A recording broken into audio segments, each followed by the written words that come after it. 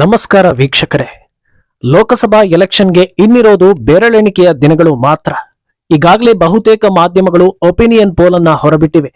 ಕೊನೆ ಗಳಿಗೆಯಲ್ಲಿ ಬಂದಿರೋ ಸರ್ವೆಗಳು ಈ ಬಾರಿ ಎನ್ಡಿಎ ಬರಲಿದೆ ಅನ್ನೋದನ್ನ ಹೇಳ್ತಾ ಇದ್ರು. ಈಗ ಹೊರಬಿದ್ದಿರೋ ಸರ್ವೆಯ ಅಂಕಿಅಂಶಗಳು ಹುಬ್ಬೇರುವಂತೆ ಮಾಡ್ತಾ ಇದೆ. ಭಾಗಶಃ ಎಲ್ಲಾ ಮಾಧ್ಯಮಗಳು ಒಂದೇ ರೀತಿಯ ಅಂಕಿಅಂಶಗಳನ್ನ ನೀಡ್ತಾ ಇದ್ರೆ, ಒಂದು ಮಾಧ್ಯಮದಲ್ಲಿ ಮಾತ್ರ ಈ ಬಾರಿ ಕಾಂಗ್ರೆಸ್ ಮೇಲುಗೈ ಸಾಧಿಸಲಿದೆ ಅಂತ ಹೇಳ್ತಾ ಇದೆ. ಅದು ಕೂಡ ಕರ್ನಾಟಕದಲ್ಲಿ ಕಾಂಗ್ರೆಸ್ 5 ಸೀಟ್ ದಾಟುವುದು ಕಷ್ಟ ಅಂತ ಎಲ್ಲಾ ಸರ್ವೆಗಳು ಹೇಳ್ತಾ ಇದ್ರೆ, ಆ ಒಂದು ಸರ್ವೆಯಲ್ಲಿ ಮಾತ್ರ ಕರ್ನಾಟಕದಲ್ಲಿ 18 ಸೀಟ್ ಕಾಂಗ್ರೆಸ್ ಪಾಲಾಗಲಿದೆ ಅಂತ ಉಲ್ಲೇಖಿಸಲಾಗಿದೆ. ಹಾಗಿದ್ರೆ ಇದು ಹೇಗೆ ಸಾಧ್ಯ? ಯಾವ ಬೇಸಿಸ್ ಮೇಲೆ ಕರ್ನಾಟಕದಲ್ಲಿ ಈ ಬಾರಿ ಕಾಂಗ್ರೆಸ್ ಮೇಲುಗೈ ಸಾಧಿಸಬಹುದು ಅನ್ನೋದು ಕೂಡ ಈಗ ಚರ್ಚೆ ಆಗ್ತಾ ಇದೆ. ಅಂದಹಾಗೆ ಈ ಸಂಸ್ಥೆ ಪಕ್ಕದ ಮಹಾರಾಷ್ಟ್ರದಲ್ಲೂ ಊಹೆಗೂ ಮೀರಿದ ಅಂಕಿಅಂಶ ನೀಡಿದೆ. ಹಾಗಿದ್ರೆ ಈ ಸಂಸ್ಥೆ ಯಾವುದು? ನಿಜಕ್ಕೂ ಕರ್ನಾಟಕದಲ್ಲಿ ಕಾಂಗ್ರೆಸ್ ಮೇಲುಗೈ ಸಾಧಿಸಲಿದೆಯಾ? ಇದೆಲ್ಲವನ್ನ ಒನ್ ಬೈ ಒನ್ ಹೇಳ್ತಾ ಹೋಗ್ತೀವಿ. ಈ ಮಧ್ಯೆ ಚಾಣಕ್ಯ ಸರ್ವೆಯಲ್ಲಿ ಇನ್ನೊಂದು ಇಂಟ್ರೆಸ್ಟಿಂಗ್ ವಿಚಾರ ರಿವೀಲ್ ಆಗಿದೆ. ಅದನ್ನು ಕೂಡ ತಿಳಿಸ್ತಾ ಹೋಗ್ತೀವಿ. ಈ ವಿಡಿಯೋವನ್ನ ತಪ್ಪದೇ ಕೊನೆ ತನಕ ನೋಡಿ. ಅದಕ್ಕೂ ಮುನ್ನ ಮೀಡಿಯಾ ಮಾನ್ಸ್ಟರ್ ಚಾನಲ್ ಅನ್ನ ತಪ್ಪದೇ ಸಬ್ಸ್ಕ್ರೈಬ್ ಮಾಡಿ. 2024ರ ಲೋಕಸಭಾ ಚುನಾವಣೆಯ ಮೊದಲ ಹಂತದ ಮತದಾನಕ್ಕೆ ಇನ್ನೆರಡೇ ದಿನಗಳು ಬಾಕಿ ಇರೋದು. ಈ ಹೊತ್ತಲ್ಲಿ ನ್ಯೂಸ್ ಎಕ್ಸ್ ಕಡೆಯಿಂದ ಬಂದಿರೋ ಸರ್ವೆ ಎನ್ಡಿಎ ಅಧಿಕಾರಕ್ಕೆ ಬರೋದು ಗ್ಯಾರಂಟಿ ಅಂತ ಹೇಳ್ತಾ ಇದೆ. ಓವರ್ ಆಲ್ ಇಂಡಿಯಾದಲ್ಲಿ ಅಂತಿಮವಾಗಿ ಮೋದಿ ನೇತೃತ್ವದ ಎನ್ಡಿಎ 383 ಸೀಟ್ ಗೆಲ್ಲಬಹುದು ಅಂತ ಈ ವರದಿ ಹೇಳ್ತಾ ಇದೆ. ಇಂಡಿ ಒಕ್ಕೂಟ ಸುಮಾರು 109 ಸೀಟ್ ಗೆಲ್ಲಬಹುದು ಅಂತ ನ್ಯೂಸ್ ಎಕ್ಸ್ ಸರ್ವೆ ಹೇಳಿದೆ. ಒಂದು ವೇಳೆ ಇದು ನಿಜವೇ ಆದ್ರೆ ಮೋದಿ ಸರ್ಕಾರದ ಟಾರ್ಗೆಟ್ 370 ನೆರವೇರಿದಂತಾಗಲಿದೆ. ಮುಂದಿನ ಅವಧಿಯಲ್ಲಿ ಯಾವುದೇ ಅಡೆತಡೆಗಳಿಲ್ಲದೆ ಮಹತ್ವದ ಕಾಯ್ದೆಗಳು ಹಾಗೂ ತಿದ್ದುಪಡಿಯನ್ನ ಜಾರಿ ಮಾಡಬಹುದಾಗಿದೆ. ಇನ್ನು ಈ ಸರ್ವೆಯಲ್ಲಿ ರಾಜ್ಯವಾರು ಅಂಕಿಅಂಶಗಳನ್ನ ನೋಡ್ತಾ ಹೋದ್ರೂ ಒಂದಷ್ಟು ಅಚ್ಚರಿ ಕಾಣಿಸ್ತಾ ಇದೆ. ಈ ಬಾರಿ ಬಂಗಾಳದಲ್ಲಿ ಮೊದಲ ಬಾರಿಗೆ ದೀದಿಯ ಟಿಎಂಸಿ ಹಾಗೂ ಬಿಜೆಪಿ ಮಧ್ಯೆ ದೊಡ್ಡ ಮಟ್ಟದ ಪೈಪೋಟಿ ಇದೆ. ನೆಕ್ ಟು ನೆಕ್ ಪೈಪೋಟಿ ಇದೆ ಅಂತ ಅಂದಾಜಿಸಲಾಗಿತ್ತು. ಈ ಸರ್ವೆಯಲ್ಲಿ ಬಿಜೆಪಿ ಟಿಎಂಸಿಯನ್ನ ಬೀಟ್ ಮಾಡೋದು ಪಕ್ಕಾ ಆಗಿದೆ. ಬಂಗಾಳದ 42 ಸೀಟ್ಗಳ ಪೈಕಿ ಬಿಜೆಪಿ 22 ಸೀಟ್ ಗೆಲ್ಲುವ ಮೂಲಕ ನಂಬರ್ 1 ಪಕ್ಷ ಆಗಿ ಹೊರಹೊಮ್ಮಲಿದೆ ಅಂತ ಸರ್ವೆ ಹೇಳ್ತಿದೆ. ಇನ್ನೊಂದು ಅಚ್ಚರಿಯ ಅಂಶ ಏನಂದ್ರೆ, ಪಂಜಾಬ್ನಲ್ಲಿ ಬಿಜೆಪಿ 4 ಸೀಟ್ ಗೆಲ್ಲಲಿದೆ ಅನ್ನೋದು. ಕಳೆದ 2 ತಿಂಗಳ ಹಿಂದೆ ಪಂಜಾಬ್ನಲ್ಲಿ ಬಿಜೆಪಿ ಖಾತೆ ಓಪನ್ ಆಗಲ್ಲ ಅನ್ನೋ ವರದಿ ಇತ್ತು. ಆದ್ರೆ ಬ್ರಹ್ಮಾಂಡ ಭ್ರಷ್ಟಾಚಾರದ ಆರೋಪದ ಅಡಿಯಲ್ಲಿ ಕೇಜ್ರಿವಾಲ್ ಅರೆಸ್ಟ್ ಆಗ್ತಾ ಇದ್ದಂತೆ ರಾಜಕೀಯ ಲೆಕ್ಕಾಚಾರಗಳು ಬದಲಾಗಿದೆ. ಅಂದಹಾಗೆ ಕೇಜ್ರಿವಾಲ್ ಅರೆಸ್ಟ್ ನಿಂದ ದೊಡ್ಡ ಲಾಭ ಆಗಿರೋದು ಕಾಂಗ್ರೆಸ್ಗೆ ಅನ್ನೋದನ್ನ ಈ ಸರ್ವೆ ಹೇಳ್ತಿದೆ.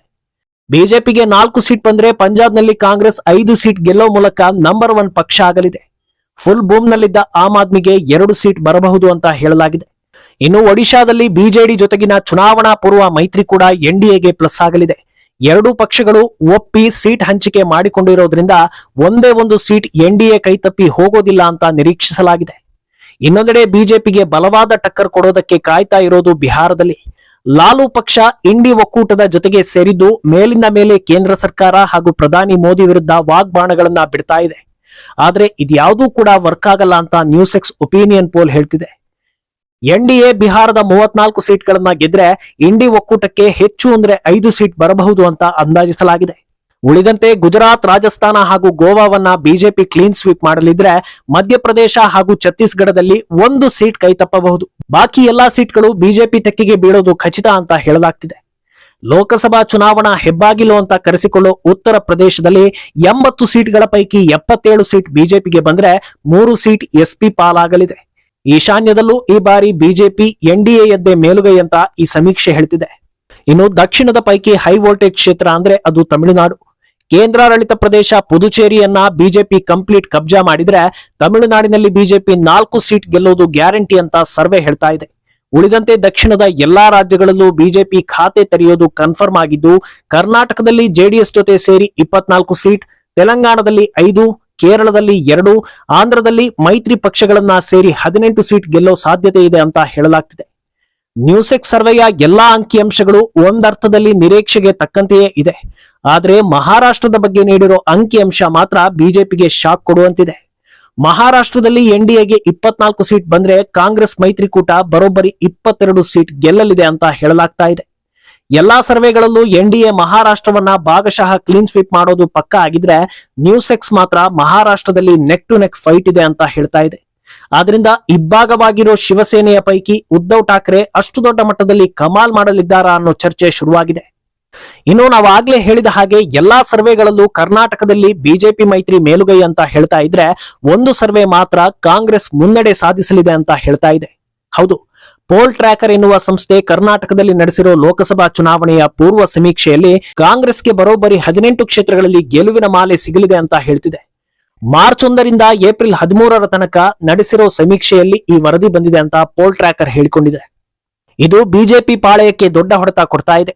ಮೇಲ್ನೋಟಕ್ಕೆ ಯಾವ ಆಂಗಲ್ ನಲ್ಲೂ ಇಷ್ಟು ಡಿಫರೆನ್ಸ್ ಬರೋದಕ್ಕೆ ಸಾಧ್ಯವಿಲ್ಲ ಅನ್ನೋದು ನಿಜವೇ ಆದ್ರೂ ಕೆಲವೊಂದು ಸೂಕ್ಷ್ಮ ವಿಚಾರಗಳನ್ನ ಪರಿಗಣಿಸಿದ್ರೆ ಇದು ಸಾಧ್ಯವಾಗಬಹುದಾ ಅಂತಲೂ ಅನ್ನಿಸ್ತಾ ಇದೆ. ಒಂದು, ಬಿಜೆಪಿ ಒಳಗಿನ ಆಂತರಿಕ ಜಗಳ.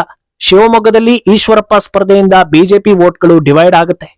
ಇನ್ನೂ ಕೆಲ ಕ್ಷೇತ್ರಗಳಲ್ಲಿ ಟಿಕೆಟ್ ಕೈ ತಪ್ಪಿದವರು ಒಳೇಟು ನೀಡಿದ್ರೆ ಇದರ ಲಾಭ ಆಗೋದು ಕಾಂಗ್ರೆಸ್ಗೆ ಅಂತ ಹೇಳಲಾಗ್ತಾ ಇದೆ. ಆದ್ರೆ ಒಂದು ವೇಳೆ ಒಂದಷ್ಟು ಸೀಟ್ ಕೈ ತಪ್ಪಿದ್ರು 18 ಸೀಟ್ ಕಾಂಗ್ರೆಸ್ಗೆ ಬರೋದಕ್ಕೆ ಸಾಧ್ಯವೇ ಇಲ್ಲ ಅಂತಲೂ ಚರ್ಚೆ ಆಗ್ತಾ ಇದೆ. ಆದ್ರೆ ಇನ್ನೊಂದು ಅನಾಲಿಸಿಸ್ ಪ್ರಕಾರ ಕಾಂಗ್ರೆಸ್ಗೆ 18 ಸೀಟ್ ಬಂದಿದ್ದೇ ನಿಜವಾದ್ರೆ ಅದಕ್ಕೆ ಗ್ಯಾರಂಟಿಗಳೇ ಕಾರಣ ಅಂತ ಹೇಳಲಾಗ್ತಾ ಇದೆ. ಯಾಕಂದ್ರೆ ಕಾಂಗ್ರೆಸ್ನಿಂದ ಸ್ಪರ್ಧಿಸಿರೋ ಅಭ್ಯರ್ಥಿಗಳ ಪೈಕಿ ದೊಡ್ಡ ಇಂಪ್ಯಾಕ್ಟ್ ಮಾಡೋ ಯಾವ ಅಭ್ಯರ್ಥಿಯೂ ಇಲ್ಲ. ಇತ್ತ ಬಿಜೆಪಿ ಅಭ್ಯರ್ಥಿಗಳ ಮೇಲೆ ಅಸಮಾಧಾನ ಇದ್ರೂ ಮೋದಿ ಫ್ಯಾಕ್ಟರ್ ವರ್ಕೌಟ್ ಆಗುತ್ತೆ. ಆದ್ರಿಂದ ಒಂದು ವೇಳೆ ಕಾಂಗ್ರೆಸ್ಗೆ ಜನರು ಮಣೆ ಹಾಕಿದ್ರೆ ಅದು ಗ್ಯಾರಂಟಿಗಾಗಿ ಅಂತ ಹೇಳಲಾಗ್ತಾ ಇದೆ. ಅದೂ ಅಲ್ಲದೆ ಕಾಂಗ್ರೆಸ್ ನಾಯಕರು ಈಗಾಗಲೇ ಪ್ರಚಾರದ ವೇಳೆ ನಾವು ಗೆಲ್ಲದೇ ಇದ್ರೆ ಗ್ಯಾರಂಟಿಗಳನ್ನ ನೀಡೋಕಾಗಲ್ಲ ಅಂತ ಹೇಳ್ತಾ ಇದ್ದಾರೆ. ಇದು ಕಳೆದ ವಿಧಾನಸಭಾ ಚುನಾವಣೆಯಲ್ಲಿ ಕಾಂಗ್ರೆಸ್ ಅನ್ನ ಬೆಂಬಲಿಸಿದವರಿಗೆ ನಾಟಿದೆ. ಆದ್ರಿಂದ ಒಂದಷ್ಟು ಜನರು ಕಾಂಗ್ರೆಸ್ಗೆ ಮಣೆ ಹಾಕಬಹುದು ಅಂತ ಹೇಳಲಾಗ್ತಾ ಇದೆ. ಇನ್ನು ಇದೇ ಪೋಲ್ ಟ್ರ್ಯಾಕರ್ ನಲ್ಲಿ ಮಹಾರಾಷ್ಟ್ರದಲ್ಲಿ ಇಂಡಿ ಒಕ್ಕೂಟ 26ರಿಂದ 32 ಸೀಟ್ ಗೆಲ್ಲಬಹುದು ಅಂತಲೂ ಹೇಳಿರೋದು ದೊಡ್ಡ ಮಟ್ಟದಲ್ಲಿ ಚರ್ಚೆ ಆಗ್ತಾ ಇದೆ. ಅಲ್ಲಿನ ವಾತಾವರಣ ಮೇಲ್ನೋಟಕ್ಕೆ ಎನ್ಡಿಎಗೆ ಪೂರಕವಾಗಿದ್ರು ಇಷ್ಟು ದೊಡ್ಡ ಮಟ್ಟದಲ್ಲಿ ವೋಟ್ಗಳು ಇಂಡಿ ಒಕ್ಕೂಟಕ್ಕೆ ಹೋಗೋದಕ್ಕೆ ಸಾಧ್ಯವೇ ಇಲ್ಲ ಅಂತ ಹಲವರು ಅಭಿಪ್ರಾಯ ಪಡ್ತಾ ಇದ್ದಾರೆ. ಆದ್ರೆ ಒಂದು ಕಡೆ ನ್ಯೂಸೆಕ್ ಸಮೀಕ್ಷೆ ಹಾಗೂ ಇನ್ನೊಂದು ಕಡೆ ಪೋಲ್ ಟ್ರ್ಯಾಕರ್ ಸಮೀಕ್ಷೆ ಎರಡರಲ್ಲೂ ಮಹಾರಾಷ್ಟ್ರ ಲೆಕ್ಕ ಆಲ್ಮೋಸ್ಟ್ ಒಂದೇ ರೀತಿ ಇರೋದ್ರಿಂದ ಬಿಜೆಪಿಗೆ ಸ್ವಲ್ಪ ತಲೆಬಿಸಿ ತರಿಸ್ತಾ ಇದೆ. ಇನ್ನು ಇತ್ತ ಚಾಣಕ್ಯ ಯೂಟ್ಯೂಬ್ ಈ ಬಾರಿ ತಮಿಳುನಾಡಿನಲ್ಲಿ ದೊಡ್ಡ ಸಮೀಕ್ಷೆಯೊಂದನ್ನ ನಡೆಸಿದ್ದು ಅದರ ರಿಸಲ್ಟ್ ಕೂಡ ಹೊರಬಿದ್ದಿದೆ. ಈ ಬಾರಿ ಯಾರು ಗೆಲ್ಲಬಹುದು, ಯಾರನ್ನ ಬೆಂಬಲಿಸ್ತೀರಿ ಅನ್ನೋ ಪ್ರಶ್ನೆ ಇಟ್ಕೊಂಡು ನಡೆಸಿದ ಸಮೀಕ್ಷೆಯಲ್ಲಿ ಬಿಜೆಪಿ ಪರ 27% ವೋಟ್ಗಳು ಬಂದಿವೆ. ಆಡಳಿತದಲ್ಲಿರೋ ಡಿಎಂಕೆ ಪರ 47% ವೋಟ್ಗಳು ಬಂದಿದ್ರೆ ವಿಪಕ್ಷ ಸ್ಥಾನದಲ್ಲಿರೋ ಎಐಎಡಿಎಂಕೆಗೆ 19% ಜನರು ಮಣೆ ಹಾಕಿದ್ದಾರೆ. ಈ ಲೆಕ್ಕದಲ್ಲಿ ಬಿಜೆಪಿ ದೊಡ್ಡ ಕಮಾಲ್ ಮಾಡೋದು ಕನ್ಫರ್ಮ್ ಆಗಿದೆ.